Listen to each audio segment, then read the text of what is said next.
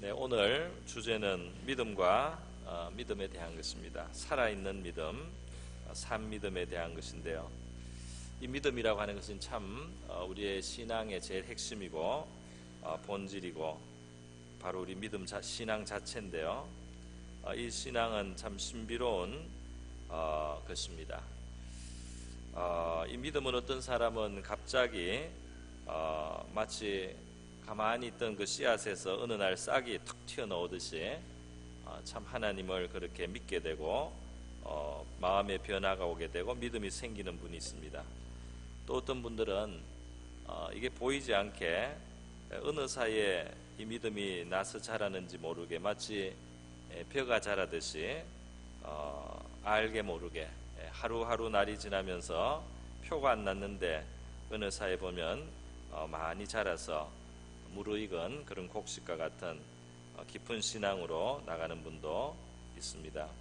마가복음 4장에 보면 예수님께서 처음에는 싹이고 그 다음에는 이삭이고 그 다음에는 이삭에 충실한 곡식이다 이렇게 믿음에 자라는 모습을 설명하신 적이 있습니다. 어떤 간증을 들어보면 어떤 분들은 교회를 나와서 처음에는 믿음도 없이 그냥 교회를 출입하고 다녔는데 언젠가부터 믿음이 들어오고 하나님을 진심으로 믿게 되고 깊은 신앙으로 들어가는 것을 우리가 볼 수도 있습니다. 예수님께서도 놀라운 말씀을 하셨는데요. 너희들에게 겨자씨만한 믿음만 있어도 이 산을 옮겨서 저리로 옮기라고 하면 그렇게 큰 역사가 일어난다. 믿음에는 큰 역사가 있다는 말씀도 해주셨습니다. 그런데 오늘 이 본문에서 중요하게 여기는 이제 주제는 우리의 믿음이 행위로서 온전해진다는 그런 주제입니다. 우리 믿는 것은 사실 부족함이 있어도 하나님 앞에 우리가 완전한 존재가 못되고 허물과 죄가 남아있지만 그러나 믿음으로 말미암아 살 때 하나님께서 우리를 의롭다고 하시는 이 믿음의 도리가 우리 구원의 도리입니다. 그러나 우리의 믿음에 걸맞는 신앙의 행위가 따르지 않는다면 우리 믿음이 허무하게 되고 이상하게 된다는 말씀을 오늘 본문이 하고 있습니다. 완전하게 되라는 말이 아닙니다. 믿음에 행함이 있어야 된다는 겁니다. 오늘 이 말씀을 몇 가지 행함이 없는 믿음에 대해서 몇 가지 비유를 들었는데요. 배고픈 사람에게 배가 불러라 이렇게 말만 하고 먹을 것을 주지 않는다면 그게 얼마나 아무것도 아니냐는 것입니다. 행함이 없는 믿음도 그렇다는 것입니다.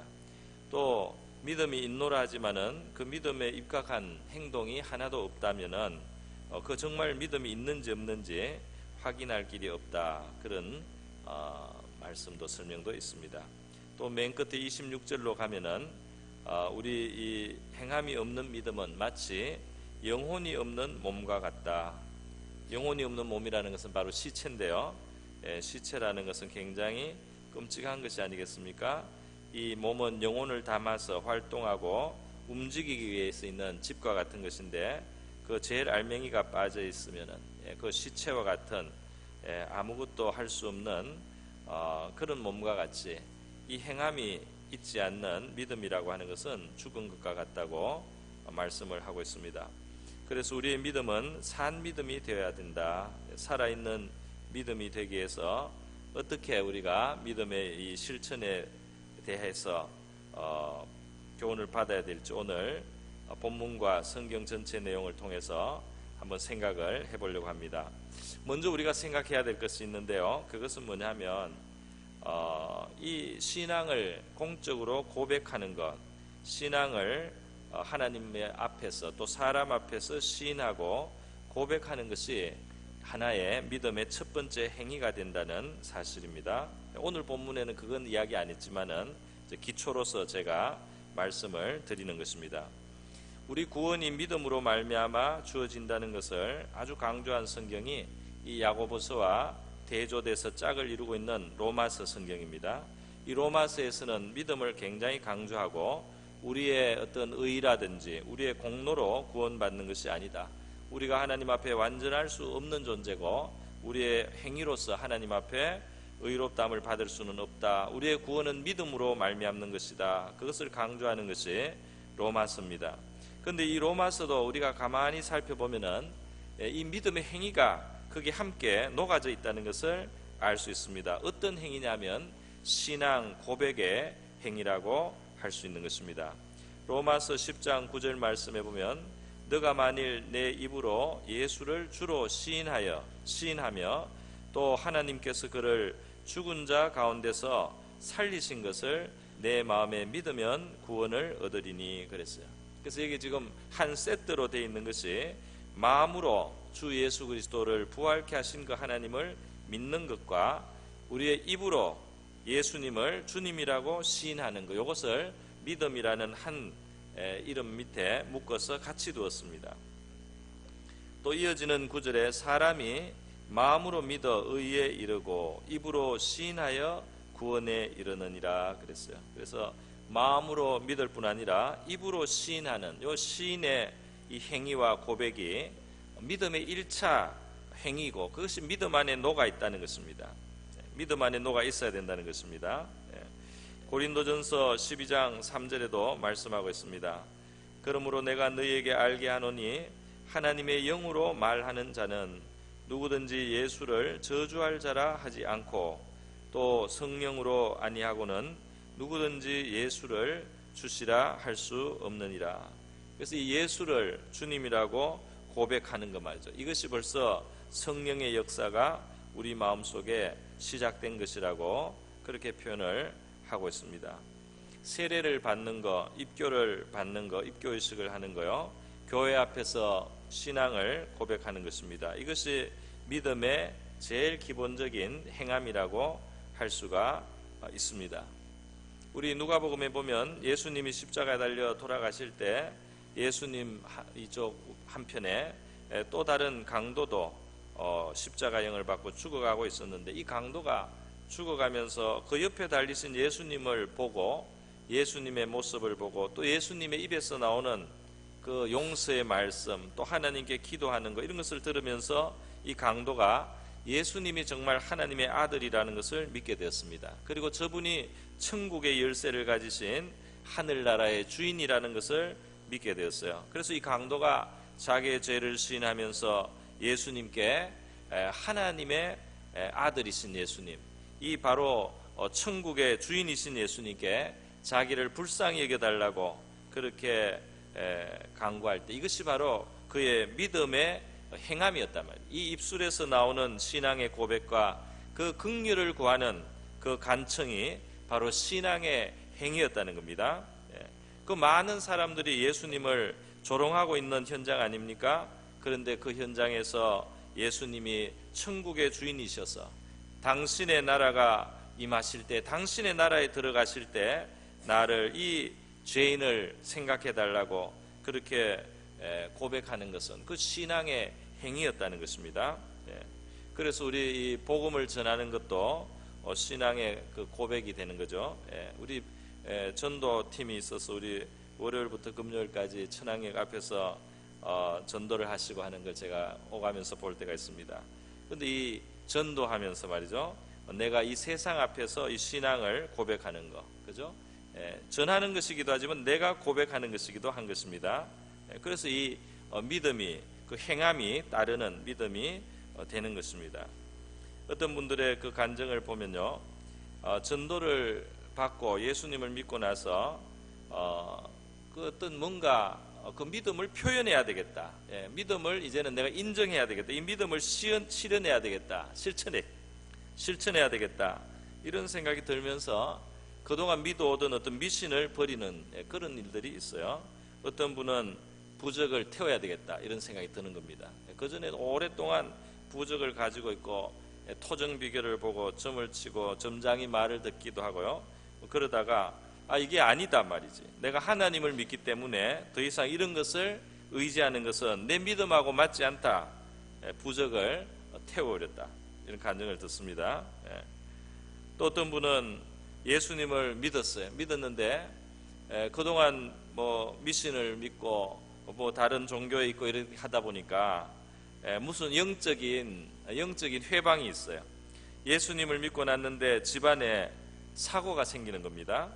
하나 생기고 둘 생기고 막 연달아 생겨서 마치 예수 믿으면 안 되는 것처럼 사건이 자꾸 일어나는데, 그거를 때문에 물러가지 않고 내가 한번 예수님을 믿기로 했으니까 내가 무슨 일이 있어도 끝까지 예수를 믿겠다, 계속 교회에 나오고 예배 참석하고 말이죠, 이렇게 포기하지 않고 신앙생활을 합니다. 내가 신앙생활을 하면서 어려운 일이 생기는데 계속 신앙생활을 해요. 이것이 바로 믿음의 고백입니다. 할렐루야. 그것도 믿음의 고백 중에 하나인 거예요. 제가 이번 주에도 신방에서 아주 재밌는 간증을 드렸어요. 어느 우리 성도님이 점이 있는데 그 무당인지 점쟁이가 그것을 복점이라고 하면서 그 점은 꼭 평생 가지고 있으라, 그래야지 자식 중에 하나가 크게 된다고 이렇게 이야기를 해서, 그게 좀 빼면 훨씬 예뻐지는데 그 점을 안 빼고 계속 지내신 거예요. 그래서 예수를 믿고 나서도 이제 그 점을 빼라는데 안 빼고 계시다가 전도를 하게 된 겁니다. 전도를 시작하시고 나서 내가 하나님을 전하는데 무당 말을 듣고 아직도 있으니 안 되겠다 해서 점을 그때부터 빼셨어요. 근데 그 점을 빼니까 믿음이 더 빨리 자라고 깊어지셨다는 이야기입니다. 할렐루야. 믿음의 그 실천을 해서 우리의 믿음이 한 걸음 더 앞으로 계속해서 발전해서 나갈 수 있다는 것입니다. 여러분, 히브리서 11장에는 믿음에 대해서 굉장히 중요한 성경 구절을 말씀하고 있는데요, 이런 말씀이죠. 믿음이 없이는 하나님을 기쁘시게 하지 못하나니 하나님께 나아가는 자는 반드시 그가 계신 것과 또한 그가 자기를 찾는 자들에게 상 주시는 이심을 믿어야 할지니라 그랬어요. 그러니까 이 하나님이 기뻐하시는 믿음은 무엇이냐, 하나님을 우리가 찾아 나갈 때 먼저 하나님이 계시다는 사실을 믿어야 되는 거죠. 이건 제일 기본적인 거라고 할 수 있겠습니다. 그런데 거기 하나가 더 있습니다. 하나님은 자기를 찾는 자들, 하나님께 가까이 나오는 자들에게 상을 주시는 이시다. 좋은 것으로 그것을 복 주시는 하나님이시다. 하나님을 찾는 것은 나에게 좋은 일이 된단 말이죠. 하나님은 그것을 기뻐하시고 하나님을 찾는 것을 기뻐하셔서 좋은 것으로 나를 복 주실 하나님이다, 이렇게 믿고 나오라고 말했습니다.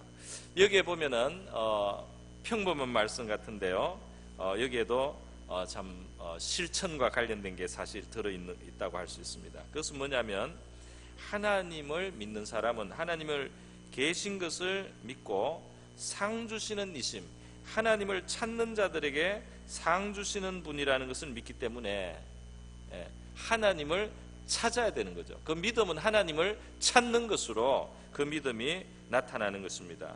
그래서 하나님께 나오는 겁니다. 하나님 앞에 예배를 드리러 나오고 기도하기 위해서 시간을 드리기도 하는 것입니다. 하나님을 찾고 기도하고 하나님께 구하는 그것이 바로 이 믿음의 실천이라고 할 수가 있습니다.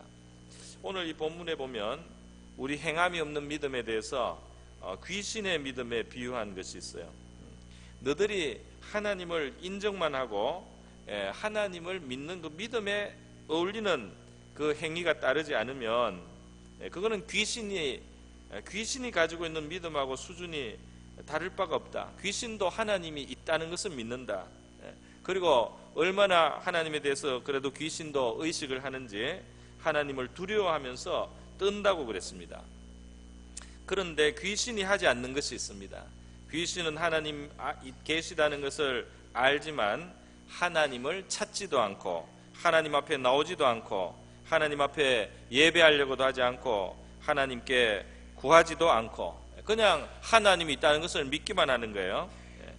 그러니까 여러분, 우리 믿음의 첫 번째 출발은 하나님이 계신 것과 그가 자기를 찾는 자들에게 상 주시는 이심을 믿기 때문에 바로 하나님을 찾는 것으로 나타나야 한다는 것입니다.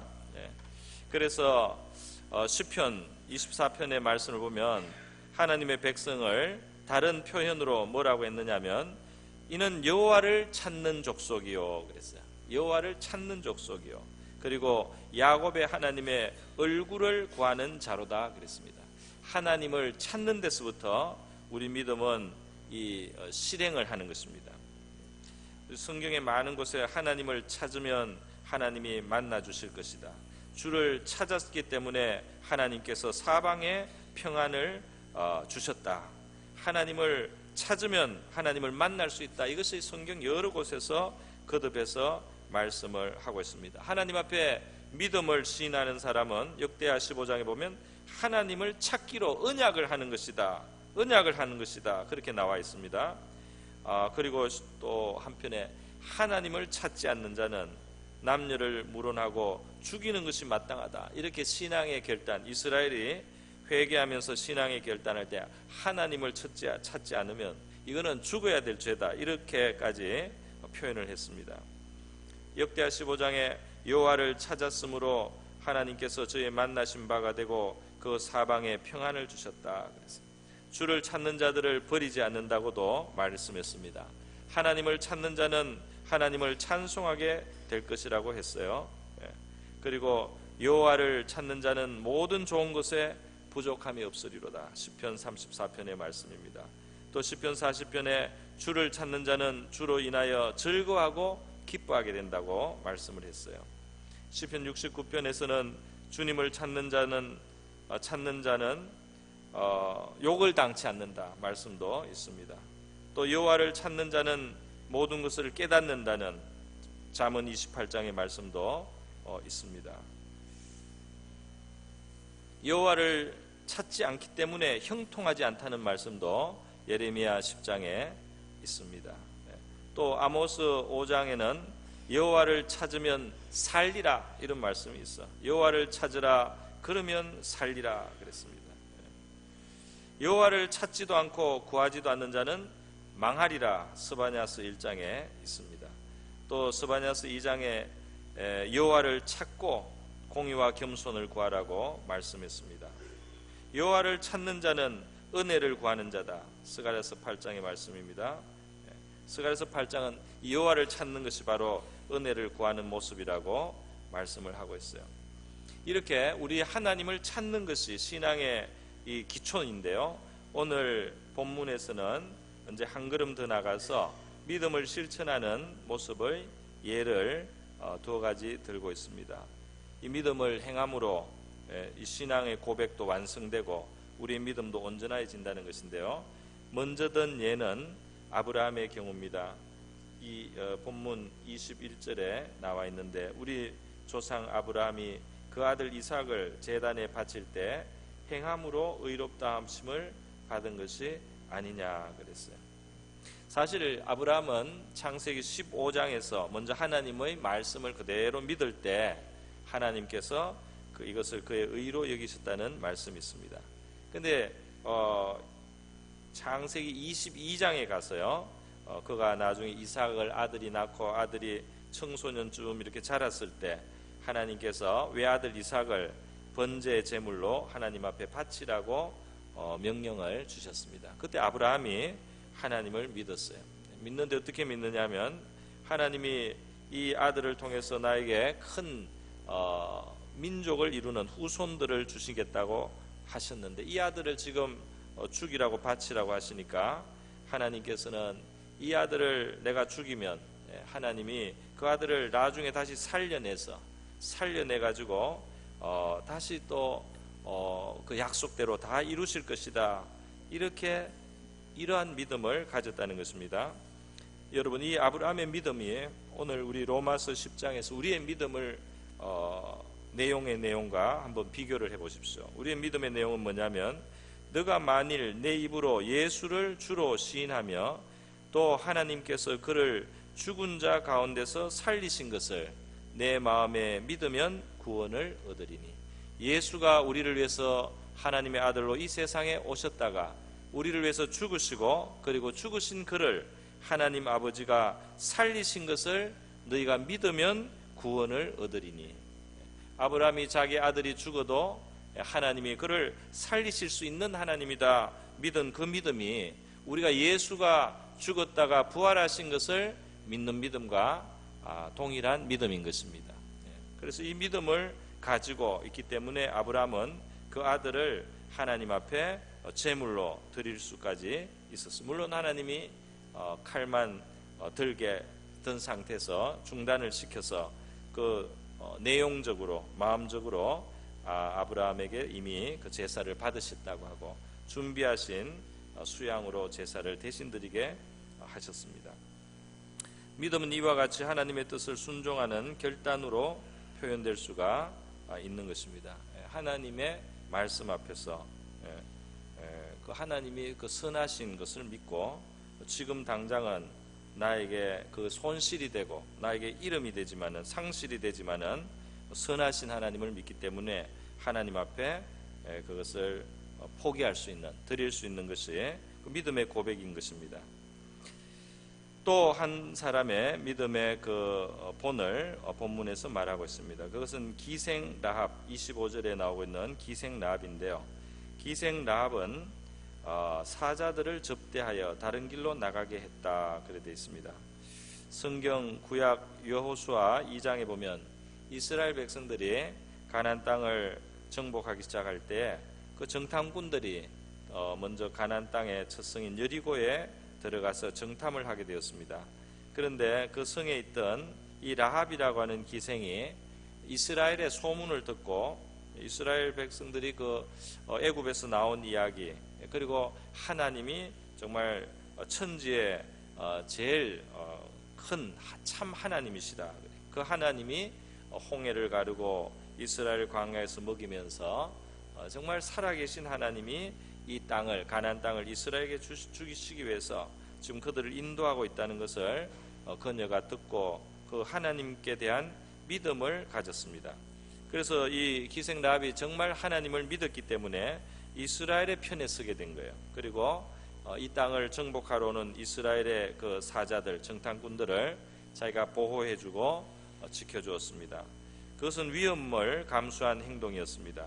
그런데 이것이 그녀가 정말 하나님을 믿는다는 믿음의 표현이었고 고백이었고 그 믿음에 따른 행함이었다는 것입니다. 그래서 그 결과로 이 라합에게는 좋은 일들이 이제 오게 되는 것입니다. 여러분, 이 믿음의 실천은요, 우리에게 정말 복을 가져다 오는데요. 그 내용은 바로 이렇습니다. 믿음으로 인해서 의롭다함을 우리가 받지 않습니까? 믿음을 실행하면 우리의 이 믿음으로 의롭다 하는 것도 우리에게 더 확정이 되는 것입니다. 그래서 바로 의인이 받는 복을, 믿음에 행하는 자들이 의인이 받는 복을 받게 되고 의인의 자리에서 하나님이 약속하신 그 복들이 구체적으로 우리에게 이제 적용이 되는 것이죠. 시편 5편 12절에 보면 여호와여 주는 의인에게 복을 주시고 방패로 함같이 은혜로 저를 호위하신다 그랬어요. 의인은 하나님이 복을 주시고 또 보호하시는 그런 은혜가 있습니다. 또 잠언 10장에서는 의인의 머리에는 복이 임한다 그랬어요. 또 잠언 20장에는 의인의 후손에게 복이 있다고 말씀을 했습니다.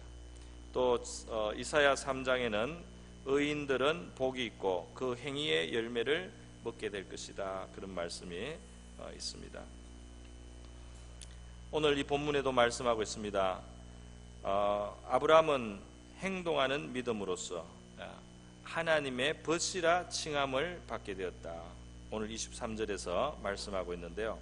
이것은 우리가 믿음을 실천을 하면은, 믿음에 따르는 행동을 하면은 하나님의 벗, 하나님과의 그 친한 관계가 우리 가운데 더 증진이 되는 것입니다. 하나님과의 친밀함은 우리가 믿음을 실천해 나가는 동안에 점점 더 자라고 깊어진다는 것입니다. 라합이 믿음으로 이스라엘의 정탐꾼들을 접대하고 그들을 살게 했을 때 이방인이었는데도 불구하고 라합은 구원을 받게 되었습니다. 자신과 온 가족이 그 여리고의 죄악, 가나안의 죄악으로 인해서 그 하나님이 이스라엘을 지금 심판의 도구로 쓰시는 건데요. 그 믿었기 때문에 그와 그녀의 온 가족이 멸망하지 않고 생명을 보존하게 되었어요. 이스라엘이 침공하러 올 때 그 집의 창에 붉은 천을 내리달게 했습니다. 이 믿는 라합은 멸망할 수 없다는 겁니다. 하나님을 믿는 라합과 그 가족은 이 심판, 죄에 대한 하나님의 심판으로 가나안이 멸망할 때 망하지 않고 살게 되고, 그리고 하나님의 백성의 일원이 되고 하나님의 백성의 몫을 갖게 된다는 것입니다. 예수님께서는 우리에게 너에게 겨자씨만한 믿음이 있어도 그것이 역사를 일으킨다 그랬어요. 데살로니가 전서 1장은 믿음에는 역사가 따른다. 믿음을 가지고 있으면, 이 믿음을 가지고 하나님을 찾는 자, 믿음을 가지고 실행을 하는 자, 믿음을 가지고 작은 실천을 해나가는 자들에게 하나님이 일하심이 그 삶 속에 나타나게 된다고 말씀하는 겁니다. 하나님의 역사가 그 속에 이루어지게 된다고 했습니다. 예수님께서는 자기에게 나오는 많은 사람들의 믿음을 칭찬해 주시고 믿는 대로 되라고 하시고요, 내 믿음이 너를 구원하였다고 말씀하여 주셨습니다. 오늘 저와 여러분은 우리에게 주신 작은 겨자씨만한 믿음도 그 믿음을 귀하게 여기고 그 믿음에 따를 것이라고 우리가 생각되는 그 실천들을, 작은 실천들이라도 하나씩 해나가면서 우리 하나님이 믿음에 주시는 복, 또 믿음에 함께 하시는 그 역사가 저와 여러분의 삶 속에 가득하기를 주님의 이름으로 축원드립니다. 우리 다 같이 기도하겠습니다. 하나님께 나온 사람들은 때로 자기의 믿음이 부족하다고 느끼고 내 믿음을 도와달라는 기도도 했습니다. 우리에게 주신 이 믿음을 우리가 굳게 붙들고 또 실천하고 우리 믿음에 어울리는 그런 삶을 통해서 하나님이 예비하신 역사와 또 은혜와 복이 우리의 삶 속에 임하게 하여 달라고 우리 다 같이 한번 기도하겠습니다.